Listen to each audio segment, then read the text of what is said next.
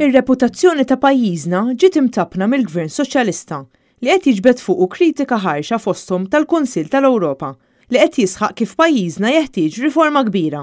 Sostna dan il-kap tal-Partit Nazzjonalista Ir-reputazzjoni waqt attività politika fin-Nadur bit-tema flimkien għal pajjiżna.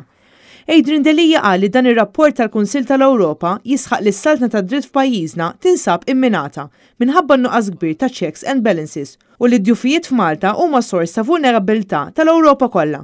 Dan ir-rapport jikkundanna l-aġir ta' Joseph Muscat, jikkundanna l-aġir ta' gvern illi rema is-sewwa, illi kkalpesta id-demokrazija, illi għeddet il-mod ta' kif aħna mdorrijin ngħixu f'pajjiż fejn saltan id-dritt u s-sewwa.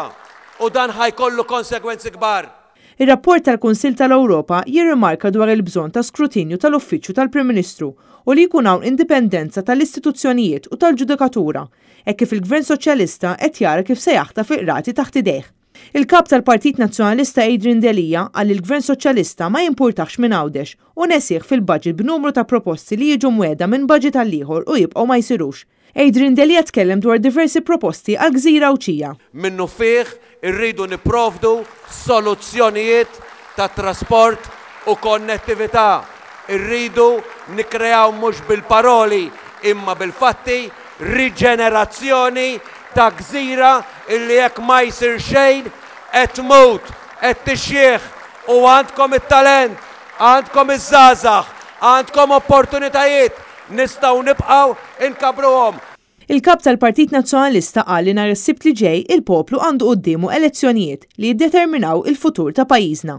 Flimkien nistgħu nagħtu messaġġ ċar, nagħtu messaġġ lil min irid soċjetà li jimpurta mis-sewwa, jimpurta mit-tajjeb, jimpurta mid-demokrazija, jimpurta minn ulidna, mill-futur ta' ulidna, jimpurta mir-reputazzjoni tagħna, jimpurta li nibqgħu ngħixu l-istil ta' ħajja li mdorrijin bih u mhux niġu f'pajjiż fejn ma jibqax isaltan id-dritt imma jirbaħ il-ħażen.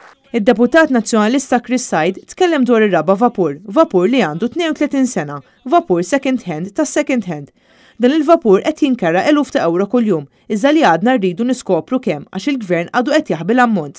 Din hija kwistjoni li turi sfiduċja fil-ħaddiema tal-Gozo Channel minħabba li dan il-vapur ġejb il-ħaddiema miegħu u din se taffettwa fid-dħul li jaqilgħu bħalissa il-ħaddiema tal-Gozo Channel.